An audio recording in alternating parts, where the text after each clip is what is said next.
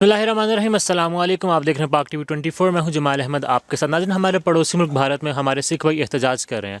18 रोज़ हो चुके उनका एहतजाज जारी है। ये एहतजाज कर किस बात पर रहे हैं, असल इसके पीछे कहानी है कि वो सब हम जानेंगे। हमारे हरमीत भाई हमारे साथ मौजूद हैं, बहुत दबंग बोलते हैं, इनसे बात करने तो यकीनन खालिस्तान की जो तहरीक एक दबी तहरीक है दोबारा उठ खड़ी हो सकती है। और यकीन माने कि ये एक दफ़ा उठ खड़ी हुई, जिस तरह दिल्ली को उन्होंने जैम किया है, तो इतना बड़ा मुश्किल नहीं है कि आप 51% आर्मी अगर इनकार कर दे तो लड़ने के लिए कौन आएगा, मुझे ये बताएं। हरमीत भाई, जो हमारे मुस्लिम ब्रदर्स हैं इंडिया में, जो सिख हैं, वो मुस्लिम्स को साथ मिलाने की कोशिश कर रहे हैं, कहते हैं हमारे साथ आप आओ। इसकी क्या वजह है? नहीं, मैं मुस्लिम वहाँ पे एक और चीज़ मैं आपको बताता चलूँ कि देखो, आप कोई थोड़ी सी एक स्टोरी में बताता चलूँ कि गुजरात का जब वाक़या हुआ था 2012 की बात है, तो मैं मलेशिया में था।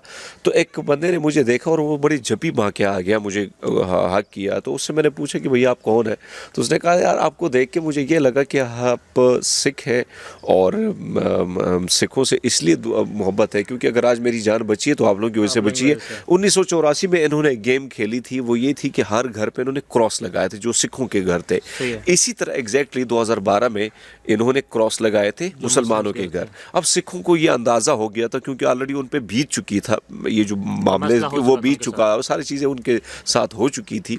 तो उन्होंने ये रियलाइज़ किया कि आज जो है ना मुसलमानों की खैर नहीं है। तो इन्होंने क्या किया, जिस जिस घर पे क्रॉस लगा था कोशिश उन्होंने की, जिस जिन सिखों के घर थे उन्होंने गुरुद्वारे में उनको पनाह दी, घरों में पनाह दी। उसके बाद क्या हुआ कि कुछ जो शहीद तो ज़्यादा हुए लेकिन जो बचे तो वो उस बंदे की ज़ुबानी बात मैं आपको ये बताऊं कि अगर आज मैं ज़िंदा हूँ तो वो सिखों की वजह से हूँ। तो मैं आपको बताऊं कि दोस्ती जो है सिख मुस्लिम भाईचारा जो है ये बहुत पुराना है। इसमें 1947 में ब्राह्मण ने, अंग्रेज़ ने बड़ी कोशिश की वारदात डालने की, लेकिन अब मुस्लिम रियलाइज़ हो गए, सिख रियलाइज़ हो गए कि हम तौहीद परस्त हैं।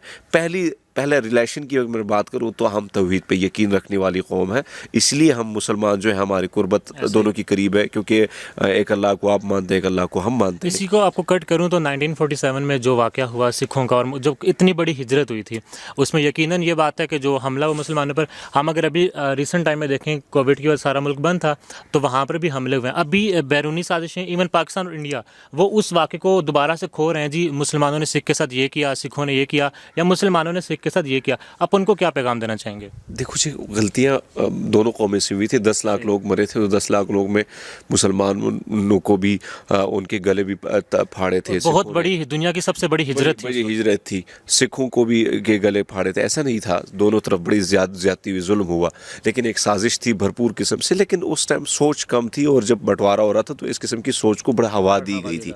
लेकिन अब देखो सोशल मीडिया आके है, अब हकायक जो है उससे कोई छुपा नहीं रह सकता है। जिस तरह आपने बात की ना कि 34 पार्लियामेंटेरियन जो है वो बात कर रहे हैं, तो इट्स मीन कि अब गोदी मीडिया के मुताबिक तो सारा पाकिस्तान साजिश कर रहा है। अब आप देखें हमारे खिलाफ उन्होंने कितनी साजिशें की, अब सारी चीज़ BBC सामने लेके आया, हम नहीं लेके आए, इंटरनेशनल स्कीम। हाँ, तो आप मुझे ये बताएं कि अब बलूचिस्तान में कौन क्या कर रहा है हमें पता है, पाकिस्तान में कौन कौन साजिश कर रहा है हमें पता है। तो देखो ये बात जो है ना, इसमें कोई बात नहीं है कि अगर हिंदू भी समझदार है, जो सेकुलर हिंदू है, जो समझता है, जो इंतहा पसंद है, उसको आप इंतहा पसंद तो हर कौम में, सिखों में भी है, मुस्लिम में भी है। लेकिन इस वक्त जो आपने बात की कि मुसलमानों को इस वक्त जहाँ पे मुसलमानों को सपोर्ट हुई है, सिखों ने सपोर्ट किया। अभी आप देखें ना, बड़ी ज़बरदस्त सी तस्वीर मैंने देखी है कि एक जगह हवन हो रहा है, हिंदू अपनी इबादत कर रहे हैं, वहाँ पे मुसलमान अपनी नमाज़ पढ़ रहे हैं, सिख अपनी अरदास कर रहे हैं। तो ये जो एक खूबसूरती है मैंने वहाँ पे देखी है। और दूसरी बात ये कि मुसलमानों ने, आपको शाहीन बाग का प्रोटेस्ट याद होगा जो मुसलमानों का था, वहाँ पर लंगर पहुँचाने का काम सिखों का था। अब अगर आप देखें ना तो इस वक्त लंगर पहुँचाने का काम मुसलमान कर रहे हैं। तो ये एक मोहब्बत है, भाईचारा के दरमियान। और मैं समझता हूँ कि वहाँ पे जो दो कौमें हैं इनके दरमियान ये मोहब्बत और दोस्ती अब तक कायम है और ये रहेगी। लास्ट में क्या पैगाम देंगे मुसलमानों को भी और सिखों को भी जो वहाँ पर एहतजाज कर रहे हैं, उनकी तहरीक के हवाले से क्या कहेंगे, और पूरी दुनिया में जो लोग आपको देख रहे हैं उनको क्या मैसेज देंगे? मैं यही कहूँगा कि देखो, हर चीज़ को, मैं पहले मैसेज तो ये गोदी मीडिया को दूंगा कि हर चीज़ को खुदारा रंग ना दिया करें। एहतजाज होते रहते हैं, जमहूरी वतनों में ये काम होते रहते हैं। दूसरी बात ये कि जो वहाँ पे रहने वाले मुसलमान हैं, हिंदू हैं, جو قومیں ہیں ان کو بھی میں یہی پیغام دوں گا کہ پیغام یہی ہے کہ امن بھائی چارہ وہ راستہ ہے جس کے ذریعے زندگی بڑی سکون سے گزرتی ہے. لڑنے جھگڑنے نفرتیں کدورتیں مذہب دھرم کے نام پر اس سے کوئی فائدہ نہیں ہوا ہے, نقصان ہی ہوا ہے. نقصان جو ہے وہ ہماری نسلیں آج تک بھگت رہی ہیں. تو میں پوری دنیا کو یہ کہوں گا کہ امن وہ واحد ذریعہ ہے جس سے محبت جس سے پیار جو ہے وہ پوری دنیا میں پھیل سکتا ہے, ہمارے درمیان جو دوریاں ہیں وہ مٹ سکتی ہیں. یہ میں یہی کہوں گا.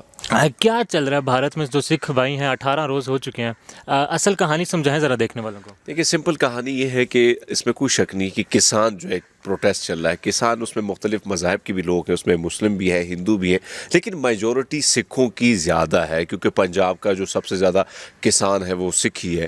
اور پنجابی کسان, وہ پنجاب کا ایک صوبہ جس کو پہلے بھی ٹوٹے اس کے کر دیے تھے بھارتی حکومت نے, اس کا مقصد صرف یہ تھا کہ پنجاب میں جس طرح وہ تحریک 1984 میں چل پڑی تھی تو اس تحریک کو دبانے کے لیے جب تحریک دبی تو اس کے بعد انہوں نے پنجاب کے بھی ٹوٹے کر دیے. اب یہ جو کسان کا جو پروٹیسٹ ہے یہ آسان سا مدعا ہے. مدعا یہ ہے کہ حکومت چاہ رہی ہے کہ اس کو بالکل پرائیویٹ سسٹم میں ہی دھکیل دیا جائے, کیونکہ وہاں پہ یہ سسٹم ہے کہ جو طریقہ کار ہوگا, اس سے پہلے جو کسان اپنی منڈیوں میں جاتے تھے جو گورنمنٹ کی بنائی ہوئی منڈیاں تھیں تو وہاں پہ اس کی طے شدہ جو قیمت ہوتی تھی اناج کی وہ طے کی جاتی تھی اور اس سے کسان کو فائدہ تھا. لیکن اس وقت اگر آپ دیکھیں تو ایک تو کسان وہاں کا جو ہے سب سے زیادہ, وہ میں نے جس طرح بات کی کسان میجورٹی سکھوں کی ہے, تو وہاں پہ 3 لاکھ کسان اس وقت خودکشیاں کر چکے ہیں مقروض ہونے کی وجہ سے, بینک سے لون لے کے, اور جو گورنمنٹ کی بڑی بدترین قسم کی پالیسیاں اس سے تنگ آ کر انہوں نے خودکشیاں کر لی ہیں. اب جو یہ بل تھا, یہ آپ یہ سمجھیں کہ کس طرح یہ متنازع بل کو کس طریقے سے پیش کیا گیا. یعنی ایک دن میں یہ بل پارلیمان میں پیش کیا گیا, پارلیمان میں جب اپوزیشن نے اس کی مخالفت کی, اس کی کاپیاں پھاڑ دی, بالکل انکار کر دیا, ڈائس پہ پھینک دیا, تو انہوں نے کیا کر دیا, مائک بند کر کے, ایون اپوزیشن نے, اگر آپ ویڈیو دیکھیں تو اپوزیشن نے وہ مائک بھی پھینک دیے تھے. لیکن صرف ہاتھ کھڑا کر کے بل کو پاس کر دینا یہ کوئی طریقہ کار نہیں ہوتا ہے. لیکن مودی کے پاس آلریڈی بی جے کے پاس اس وقت میجورٹی ہے تو اس نے بل یہ پاس کرا دیا. اب جب سکھوں کو یا فارمر کو یہ پتہ چلا ہے کہ دیکھو ابھی جب وہ اناج لے کے جائیں گے تو منڈی نہیں ہوگی بلکہ ایک پرائیویٹ ایک ادارہ ہوگا, پرائیویٹ بندہ ہوگا, وہ اس کی جو مرضی ہوگی اسی مرضی کی بنا پر وہ اناج خریدے گا. اگر وہ 20 روپے کے فی کلو ایک چیز بن رہی ہے جو جس سے 2 روپے فائدہ ہے کسان کو, اور وہ کہہ رہے ہیں نہیں 15 روپے میں لوں گا, تو اب فارمر کے پاس کوئی اور آپشن نہیں ہوگا کیونکہ کوئی اور لینے کو تیار نہیں ہوگا. تو نقصان کس کو ہوگا, کسان کو ہوگا. آلریڈی کسان خودکشیاں کر چکا ہے. تو یہ جو 18 دنوں سے پروٹیسٹ چل رہا تھا, اس سے بڑا پرامن پروٹیسٹ سے پہلے پنجاب میں چل رہا تھا, لیکن انہوں نے بات نہیں مانی. انہوں نے سکھوں نے کہا کہ ہم بھارت دلی پہنچیں گے, 40,000 ٹریکٹر لے کے وہ 5 لاکھ کی تعداد میں یہاں سے نکل پڑے. اب پرابلم کیا آ رہی ہے, پرابلم سکھوں کو یہ آ رہی ہے کہ ان کے بچے اس وقت 51% جو انڈیا کی آرمی ہے وہ بارڈروں پہ سکھوں کے بچے لڑ رہے ہیں. جو جنگیں آئیں جدھر بھی آئیں, سب سے بڑی جنگیں آپ دیکھیں تو سکھوں کے بچوں نے ہی لڑی ہیں. باقی بڑھیا جو ہے, جو برامن ہے, جو ہندو ہے, وہ پیچھے ہی رہا ہے ہمیشہ. تو اب سکھ اس بات کو, جب آپ نے ادھر دیکھا ہوگا کہ وہ جو جس قسم کے حالات ہیں وہاں پہ آپ دیکھیں گے کہ جو گودی میڈیا ہے, جو بھارت کا میڈیا ہے, وہاں پہ ایک چیز بڑی سیدھی سادی ہے, وہ یہ ہے کہ وہ الزام لگا رہے ہیں کہ یہ چائنا سے فنڈنگ ہو رہی ہے, پاکستان سے فنڈنگ ہو رہی ہے, اور اس کو خالستان کی تحریک کا وہ دے دیا ہے. تو اس وجہ سے سکھ خائف ہیں کہ جس ملک کے لیے, جس دھرتی کے لیے ہم نے قربانی دی, ہمارے بچے قربانی دے رہے ہیں, تو یہ لوگ ہمیں آتنکوادی, ٹیررسٹ, ہمیں پاکستان کا ایجنٹ ٹھہرا رہے ہیں. تو یہ چیز اس وقت بڑی خطرناک ہے, اور اس وقت تقریباً 6 راؤنڈ حکومت کے ساتھ ہو چکے ہیں, لیکن کوئی کامیابی جو ہے وہ کسان لیڈروں کی اور حکومت کی ابھی تک مکمل نہیں ہو چکی. دوسری بات یہ ہے کہ سوال یہ ہے کہ کیوں آخر یہ بل لانے کا مقصد کیا تھا جب ساری چیزیں اسموتھ تھی. تو میں آپ کو ایک چیز کھل کے بات کروں کہ اس وقت جو برامن سرکار ہے یا بی جے پی سرکار ہے, RSS کی سرکار ہے, یہ چاہ یہ رہی ہے کہ وہاں پہ رہنے والے چاہے اقلیتوں کے جس بلونگ کرتے ہیں, جس مسلم ہے, سکھ ہے, کرسچن ہے, ان کی معاشی استحصال ضروری ہے. اس وقت اگر دیکھا جائے تو سکھوں کے پاس زمینیں ہیں, تو زمینیں کسی نہ کس طرح چھیننے کے لیے اس قسم کے بل لائے جا رہے ہیں, ان پہ زمین تنگ کر دی جا رہی ہے, ان کو معاشی طور پر کھوکھلا کرنے کی ایک بہت بڑی سازش ہے.